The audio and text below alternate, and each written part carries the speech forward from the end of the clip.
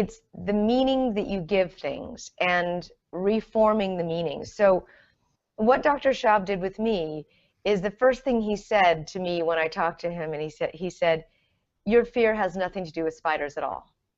And that for me was, oh my God, you are absolutely right. And he helped track back to me where I would come out of our house that we lived in, and my brother and I was always walking into these spiders, big, crunchy, huge, big spiders with very thick webs, and that was our experience every morning. And it was a metaphor for things, places that we were going from a place of fear to a place of unknown, because we had a very unstable childhood and very tumultuous childhood. There was a lot of fear in our home. So we were going, and that was very symbolic for what we were doing. It denominalized the spiders completely for me. I realize now that they're beautiful transformers that weave a web of life, and that they're incredible creators. And that is how I look at spiders now. But it took me about an hour and a half, 2 hours to get to that. But some of the most beautiful work that I have ever experienced, and it was the stars have aligned.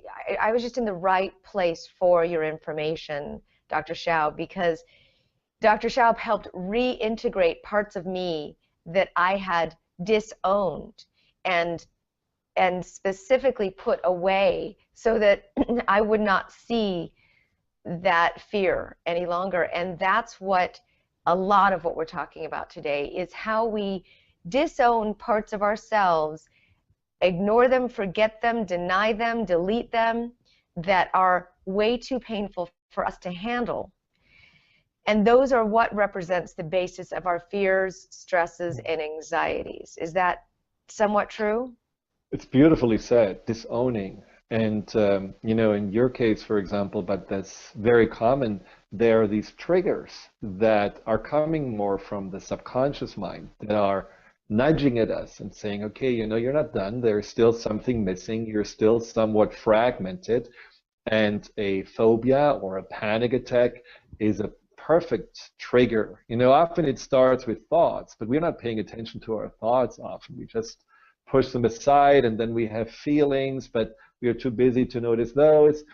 And then we have maybe stronger feelings, like in your case. And that made you really, okay, now I have to pay attention. And like you said, we have to be ready for it. You know, we have to be willing to actually go there.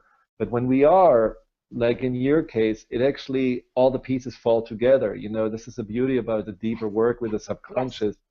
You're ready, and then the subconscious is willing to support you and bring a wholeness inside of you that we cannot intellectually explain. This is not something we can do with analysis. We can only let it happen when we are allowing it to happen. Yes, and that is such a key. And that you said something so beautiful there that I want to, it doesn't have to take years and years of traditional talk therapy, number one. Number two, it's not scary. It is whole and complete and alive and invigorating and purposefully connecting when you re-own those missing parts of yourself. It's painful for a moment because you realize, oh God, that sucked. What happened hurt. That was wrong. That should never happen to anyone. And then you bring the conversations in with these missing parts of yourself. So for me, it wasn't just the spiders. For me, it was, you know, other parts of myself that I had denied and left and lost. Now, think of yourself now as an adult. What are the behaviors that you're unconscious of that are manifesting from your fears, where you're eating too much or in total survival for your next meal, or overcompensating for having to be the people pleaser and everybody liking you from a place of total survival, hiding from those areas, these types of, like, what are some other things where this would manifest? What are some other anxieties and fears? Well, I think I always look at 4 patterns, survival patterns that really manifest early on in our childhood. And they are, like you said, the pleaser. And then there is the one that wants to avoid and hide out and usually become silent and invisible. But then there is also the overachiever, you know, the one that always feels like I need to be the best. I need to have new goals to reach. And then there is a controller. And the controller is the one that likes to always somehow be in charge of others, in charge of what you do, in charge of the situation. So micromanaging, controlling can go even into really being more angry or being more a person who is actually abusive. But all of those are ultimately survival patterns. And when you understand where those patterns come from and what actually is at their root, all those patterns can actually shift, and you can utilize the potential of each pattern rather than feeling like you're trapped in acting unconsciously without really knowing how to change it. So this is how this relates to stress, because stress is the leading cause of most illness, if not all, in some way, right? So stress to the cells, stress causing cells to replicate the wrong way, however you say it.